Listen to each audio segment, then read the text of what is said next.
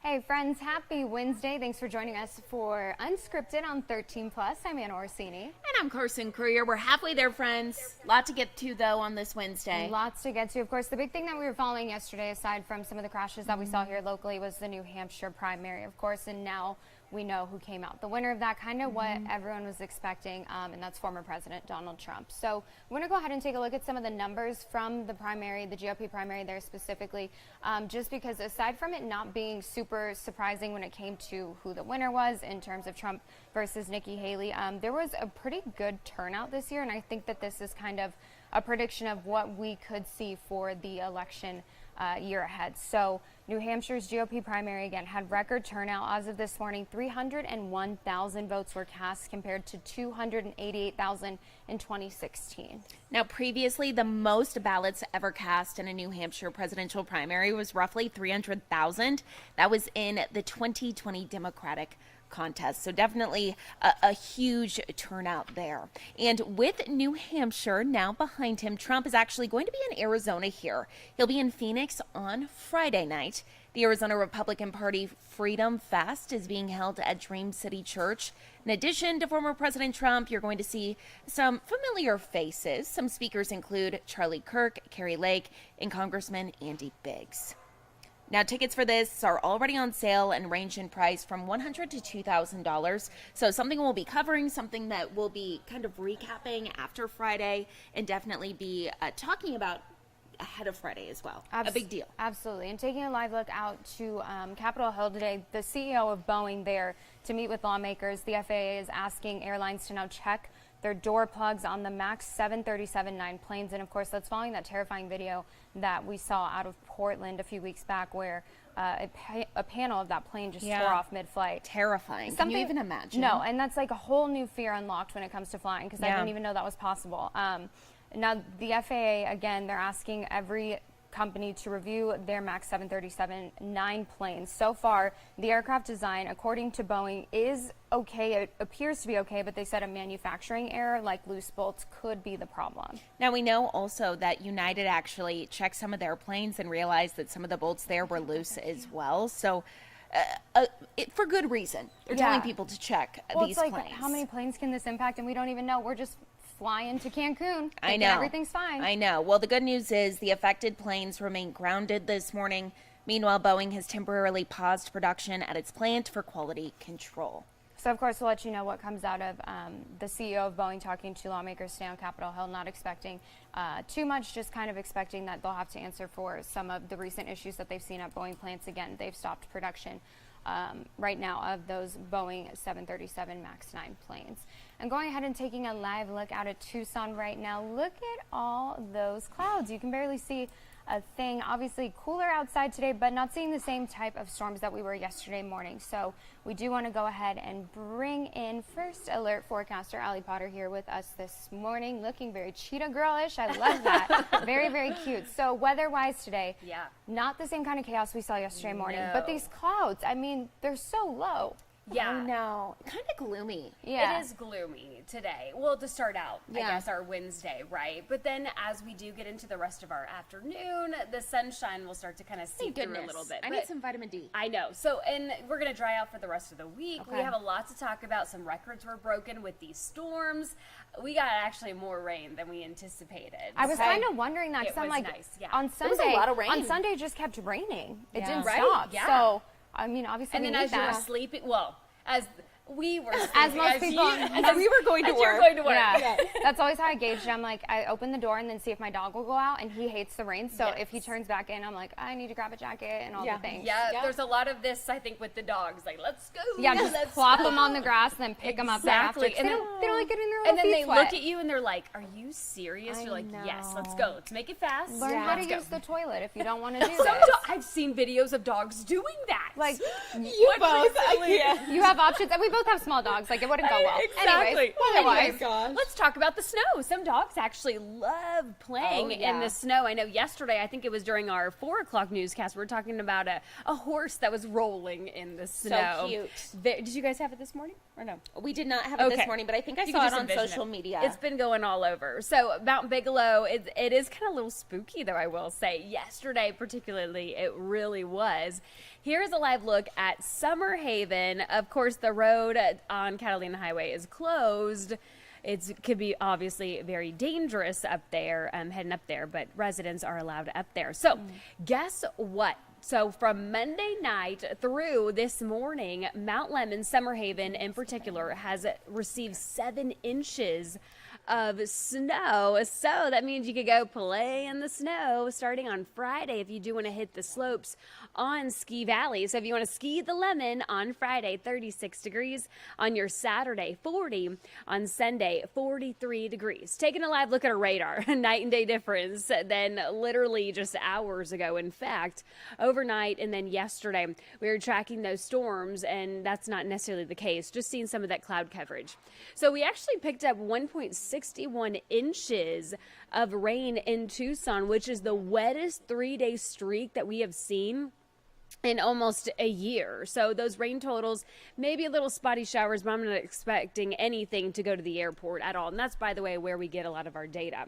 So taking the rest of our day, in fact, and heading into Thursday, those dry conditions, again, maybe a little bit of spotty showers throughout our afternoon. Right now, though, just cloudy. 50 degrees in Tucson, 45 for Sierra Vista and Nogales, 41 for Wilcox, 46 for Safford, 51 degrees for our friends in Marana. Now, we're not going to warm up that much at all, and not even really hardly reaching 60. That is in the forecast, though, 60, but it might even be topping out at 59 degrees. So by 1 o'clock this afternoon, 56, 59 by 3 and 5, and then cooling down to 55 degrees by 7 o'clock.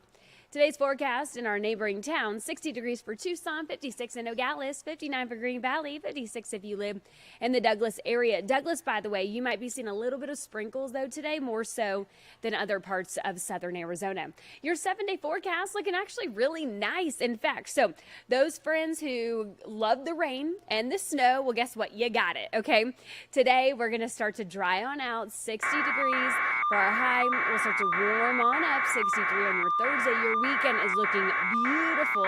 That sunshine on Saturday, 72 degrees on Sunday, 74 on Monday, and then eventually mostly sunny conditions on Tuesday at 75 degrees.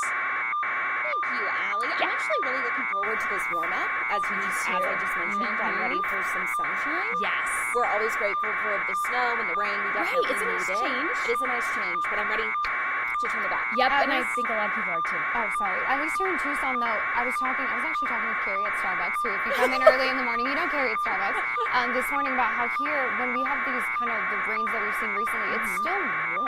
Like, it's not It uncomfortable. almost gets muggy. Yeah. My friends in the Midwest would say muggy. Right. You know muggy. Yeah, but it's fine. Arizona changes your perspective on weather. It's true. It is true. I'm like, 60 degrees, that's freezing. Well, thank you, Allie. Thank you so much.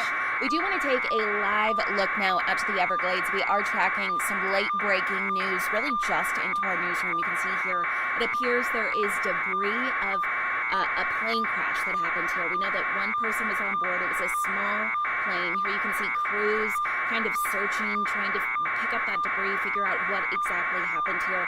And this is in, like I mentioned, the Florida Everglades. So this is a story, obviously, we'll keep an eye on today. One person, they said that a body was possibly recovered at the scene. One of the local stations there, WTVJ, is reporting that, but we haven't gotten any more information other than that so far. So a developing story coming out of the Everglades today. Obviously, thinking about everybody involved. I know recently we had that hot air balloon crash in Eloy, and it's just very tragic to see something like this. So we'll continue to keep an eye on it for you today, let you know anything that comes out of the Everglades and any information that we might get in the next 30 minutes or so here on 13 Plus. Absolutely. We want to take a look now to our website. So listen up. If you have a Ford Explorer SUV, there was a recall of nearly 2 million, 1.9 million here of these SUVs right now. So we're told the recall applies to Explorers from 2011 to 2019. And according to the National Highway Traffic Safety Administration, the clips that actually hold the trim that covers the roof supports close to the windshield. They can come loose. So if that happens, the trim piece can fly off, increasing the risk of a crash. Right now, there's been 568 consumer complaints, more than 14,000 warranty reports alleging that the repairs or these parts, they were missing or detached, so definitely affecting quite a few people here. The good news, there has not been any crashes or injuries, so hopefully this recall can keep people safe and get those problems fixed. Owners who have this exact vehicle will be notified starting March 13th. So if you have this vehicle, you can head to our website, KOLD.com, click on this story. All you have to do is click on news, click on national. You can see it pull up and learn a little bit more about what you have to do to get that fixed. And speaking of cars, something we saw just yesterday morning, we've seen a lot of crashes recently here at home. And specifically, too, I think one of the things that shocked me the most when I moved to Tucson was the number of fatal pedestrian crashes There's a lot. that we have. It's something that TBD is trying to address. A lot of people just trying to figure out what do we need to do to make sure this stops happening. This year, it's only, the 23rd, 24th? Yeah. And we've already seen 9 fatal pedestrian crashes on our roads. So something that is at everyone's top of mind when they're driving. Absolutely. And I looked into that actually because I was like, it seemed like we were seeing so many, like such a high frequency of them this month. There were 2 in January last year. Yeah. So and we're not even through January. Not good news. I actually sat down with a personal injury lawyer. He's been a personal injury lawyer for 30 years. And he says, really just talking to all these people that are getting into these crashes, working with him, he's realizing that these numbers just keep getting worse and it makes him sick to his stomach for good reasons. So he's trying to speak out this morning and just raise awareness for what we can. I think that's the number one thing is that you see these things happen and you're like, I can be doing all the right things. And, unfortunately people still lose their lives. So what can we all do as drivers to protect not just yourself, but everybody else on the roadways? Also, just a lot of people thinking it's never going to happen to me is a huge issue. So again, I sat down with him, talked to him a little bit about what he's seeing, what he wishes people would do out on the road. Let's take a listen. In the United States, there's 6 million car accidents every year. And in the United States, 3 million people per year are injured in car accidents. And what's hard to process about it all, 94% of the accidents are preventable. They're because of human error. So there are things that we can do to address this. It's hard for me to get on television and tell people don't ever use your phone in the car. I don't. I won't. I have 2 teenage boys. I model for them that I'm not willing to use it. My wife does the same thing, but I also recognize reality. And there are going to be people who are going to be using their phone. But what I would say is if you're going to be using your phone, use a hands-free set. We've got that technology. Use Bluetooth. So at least your eyes and your hands are on the road.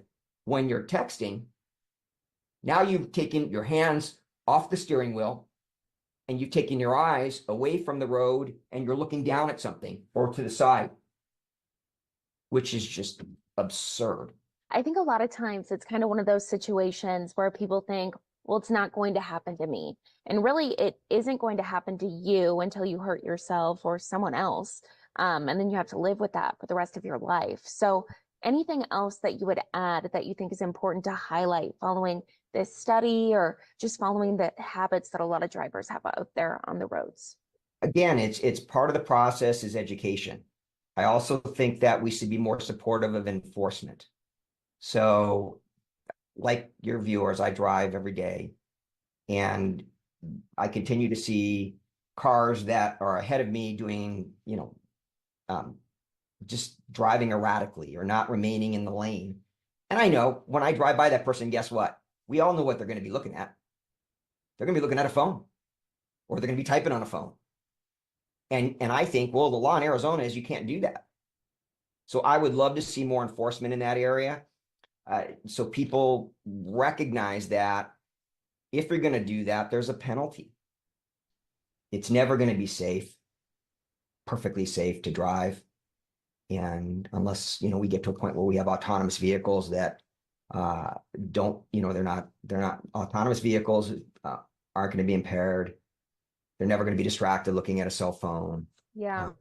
And you have such, by and large, all accidents are human error related. Someone makes a mistake. And with autonomous vehicles, eventually you're going to get there, but that's more than 10 years away. So decisions that you make affect the lives of others, not only your own and your family.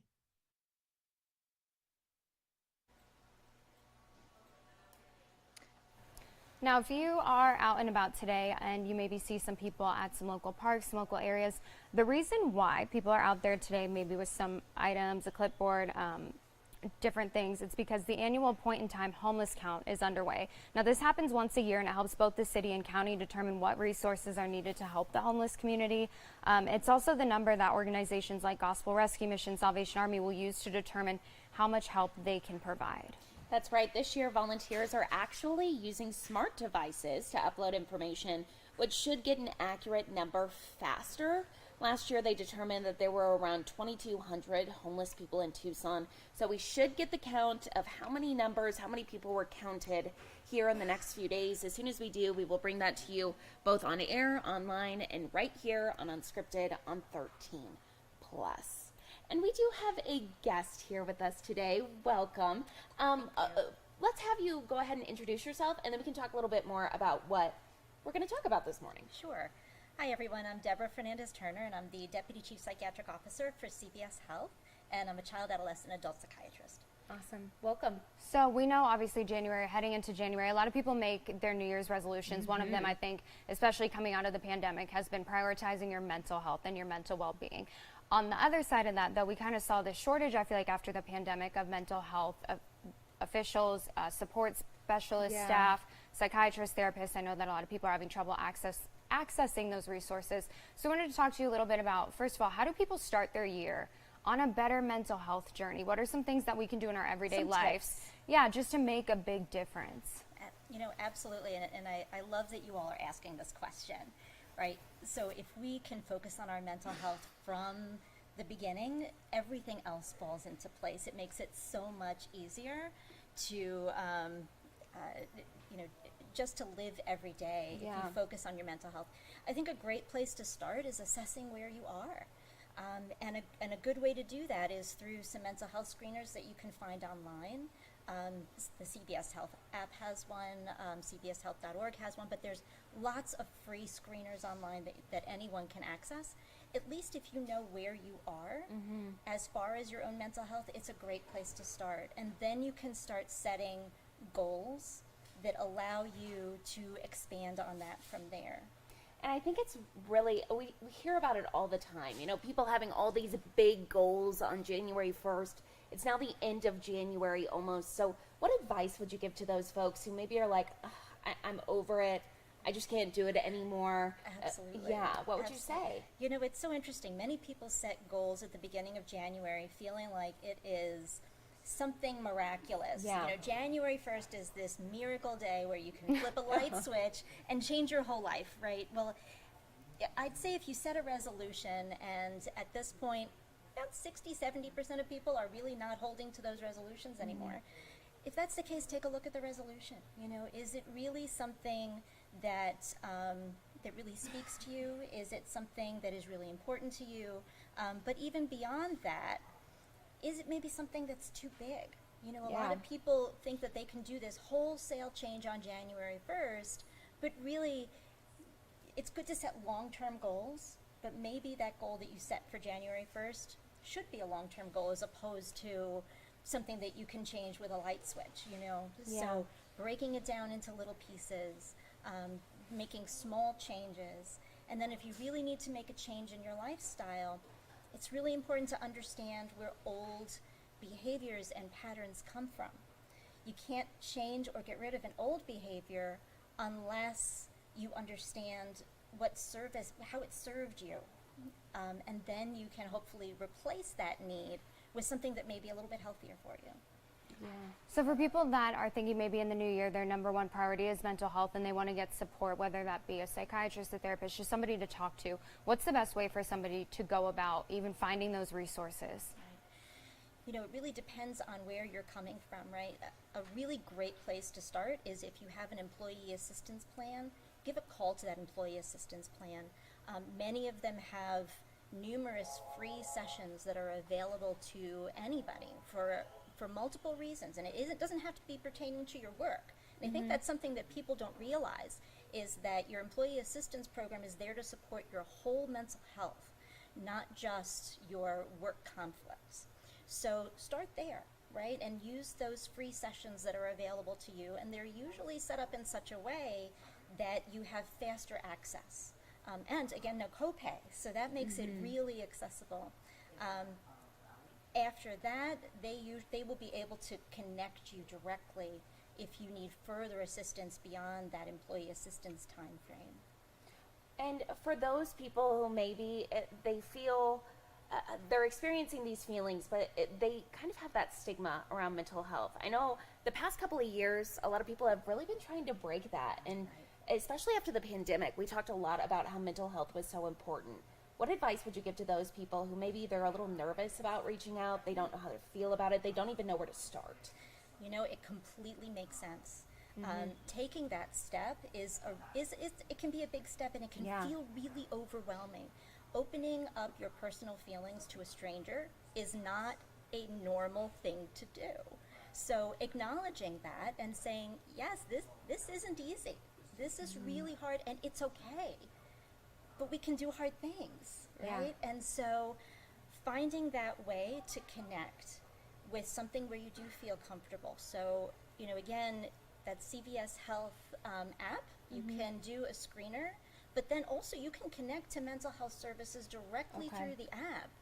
And it's a virtual service, just like going to the Minute Clinic, right? You can go to a virtual Minute Clinic if you're not feeling well. You can do the same thing with a therapist through the CVS Health app. And I think most people don't even know that even exists. Yeah. But it is available here in Arizona. And I think that's made such a big difference too, because people can stay in their own space. And we've kind Exactly. of gone into this, I guess, generation of Zoom calls and doing things virtually. Exactly. And so I think that's opened up the door for people who maybe don't want to go into a therapist's office, because for some people, I mean, it's uncomfortable Scary. going into a different space Exactly. where you're not familiar. So you can stay in your own home, and it's easier to access for people.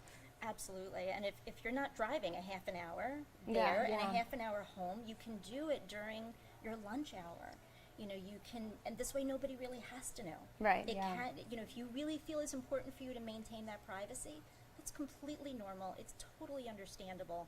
And that's one way to do it, is to access it through an app, whether it be the CVS Health app, or there are lots of alternatives out there for virtual care. And oftentimes those virtual care services are easier and faster to obtain. So, Okay.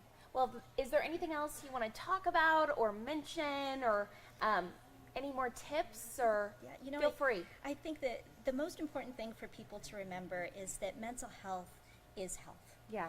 And just the same way as someone would check their hypertension, check for diabetes, just that same way, I really encourage people to check on their mental health, and to do so with external help, whether that be a screener or a therapist or with your doctor. But checking in on yourself, sometimes it's really easy to lie to yourself. It's really easy to trick yourself. Hey, I'm fine, I'm okay. It's really easy to do that. But if you ask yourself those questions and answer honestly on a screener, you might find something out that you hadn't realized.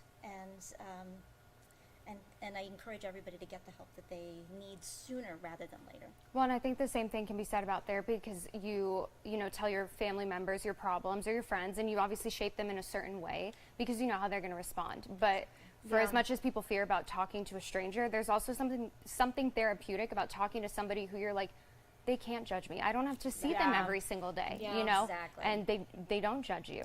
Exactly. There's a lack of judgment, but also therapists are trained to ask the right questions and to probe in a different way. And so with that becomes a really important tool to use in your personal growth. So it doesn't even have to be that you're diagnosed with a severe depression or diagnosed with severe anxiety. It's okay to see a therapist to learn more about yourself just check in. and to grow. Yeah, just daily little absolutely. tools. Because we all have our quirks. We all have our things Absolutely. that we could probably do without. Yeah. So Absolutely. perfect. Well, thank you so much. We really Thank appreciate you. you being here. And honestly, such great advice. Thank you so much. Thanks for having me. Thank Yeah, you. absolutely. We appreciate it. Well, we do. Speaking of mental health, look at this. Obviously, our pets can help with our mental health. I know for me, Harley helps with everything. But we want to take you to our website. Here's a story for the winner of the Farm Dog of the Year award. This is little Skippy. And Skippy won the award. She's a 4-year-old mixed breed. The award ceremony was in Salt Lake City. And what makes Skippy so special, aside from the fact that she's doing all the hard work and helping her parents, is the fact that her dad was actually paralyzed from the neck down in 2019. And he So says, sad. I know, and he says that Skippy really is kind of critical in helping them carry out all that farm work, you know, sustain their way of life, and giving him, he said, something to just live for every single day. She helps with the cattle, she helps move them, and just helps keep operations going. So very well deserved. And she's a gorgeous girl. Absolutely, she is. I always find myself feeling bad for these dogs, and then I realize, so my parents have an Australian Shepherd who loves tasks and loves jobs. So these dogs are really bred to do stuff like this. Yeah, they're working breeds. Exactly. So she's living her best life. She is, yeah. We have my parents have a cattle dog mix, Paisley. She's the best girl, and we have all boy dogs aside from them, and one of them's a golden retriever, and she hurts him. She'll like nip at his little heels every now and then if he's not in line, because they just need structure, yeah, and they love it. That's what they are Super born sweet. to do. So yeah, congratulations to Skippy. Yeah, very, congratulations, very well Skippy. deserved. So sweet.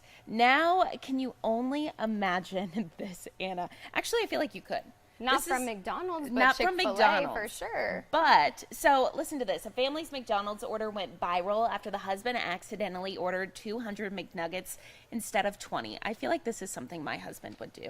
The family in Long Beach, California was surprised when their DoorDash driver delivered a massive number of McNuggets. They thought they had ordered several burgers, some fries, and 2 10-piece boxes of nuggets, but instead, you can take a look at your screen here. This is on our website, KOLD.com. Take a look at all of those nuggets. So many that Grandma couldn't count them without bursting into laughter here. The DoorDash driver told the family it was the biggest order he's ever delivered. So, I mean, you could do worse things. I mean, you have meals for the rest of the week. I actually got Raising Cane's catering for my birthday This is year. why I said I could see you doing this. Yeah, and it came with 50 chicken strips, and you don't realize until you get 50 chicken strips How much chicken? how is, yeah. many chicken strips that is. So yeah, there's worse things that you could do. Oh, for sure. Like but this is kind of like, so the Disney. no, this is Oh. like your husband with the pizza. So a while back, Should we come on camera for this? yeah, a while back, Carson's husband, we all went out after work on a Friday. Yes.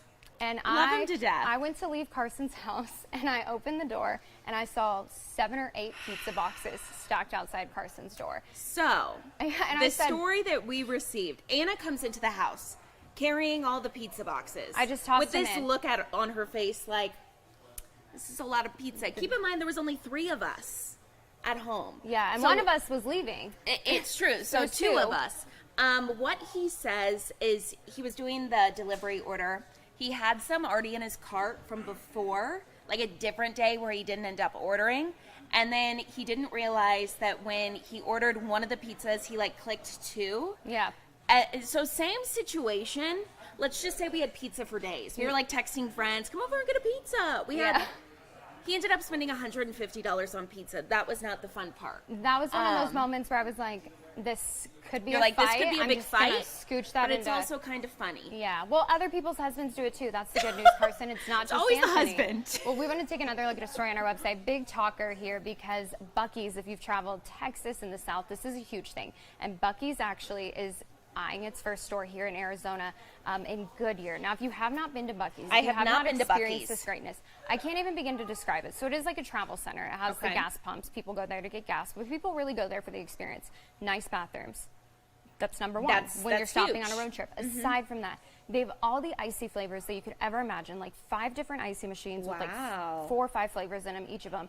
All the good snacks. They have Buc-ee's cotton candy, different flavors. They have kolaches. I don't know. Don't if they you know what that is. have, Mary Coleman was very excited to get some type of the caramel popcorn, but it isn't popcorn. It's like Oh, it's the beaver nuggets. the beaver nuggets. She was very excited. Mark Murray, he's a meteorologist that comes and helps us from time to time. He actually lives in Austin. He went to Buc-ee's, got those for her, brought them back because he was like, hey, these are famous, honestly. Yeah, they're good. They're not my favorite from Buc-ee's. I like their cotton candy. I like all their things. And honestly, Arizona's the perfect place for it. I've always kind of thought that. Like, why is there not one here? So No, for sure, because the chain currently operates 47 stores in Texas, Alabama, Florida, Georgia, Tennessee, Kentucky, Missouri, South Carolina. Let's just add Arizona to the list. Yeah, we Fingers deserve crossed that this actually happens, though, because I really want to go. We'll do a road trip and then Let's we'll do feature it. it on Unscripted. We'll Perfect. feature our Buc-ee's store. I'll take you out there. We'll have a full day of it. So yeah, weigh in. Let us know if you've been to Buc-ee's, what you like from there, and if you haven't, what you're most excited about. But this is big news for people. This is big news. People who have also, experienced. if you're listening and your husband or yourself has ever accidentally ordered a bunch of food, please let me know I'm not alone. Husband or wife. Exactly. Either one. Yeah. Exactly. Just someone in your family has accidentally ordered more food than they were trying to. Yeah. Make me feel a little bit better in the comments here. What's the record? The intention was there, though. The intention was there. It was all out of love. Well, before we send you guys off today, we do want to get to some breaking news real quick. Taking a live look out at the Capitol there, and you can see kind of it looks like some cars lined around the curb. Right now, we know that a suspicious package was reported on the west side of the U.S. Capitol building. So officers are on the scene right now on the west side of the U.S. Capitol. No word on injuries or the number of people involved in this incident. So they're asking people to stay clear of the Capitol. We don't know how that's impacted people who are inside the Capitol building, whether or not they're evacuating or just telling them to kind of stay placed, stay put. It doesn't look like too much of a police presence there. It looks like just a couple cars, like 5 or 6 cars along the edge there. Again, this is on the west side of the Capitol building, though. So we'll follow this story throughout the day, let you know what comes out of this. But just wanted to send you off with some breaking news, something that we're keeping an eye on, and of course, a good reminder to have our app, because if we get any significant updates out of the Capitol today, anything out of Washington, D.C., you will be the first to know. We'll send that out. So just make sure that you have our app so that you're always getting updates on when things like this do come on or do come in. And me and Carson, we can't do Unscripted on 13 plus 24 hours a day, even though I wish we could. We wish we would could be here all the time. But make sure that you have our app. This is something we're keeping a very close eye on. Well, thank you so much for watching. We will leave this shot here. You've been watching Unscripted on 13 plus, and as soon as we get any updates, as Anna said, we will let you know. Have a great rest of your Wednesday. Have a great day. Wednesday. Thank you, everyone.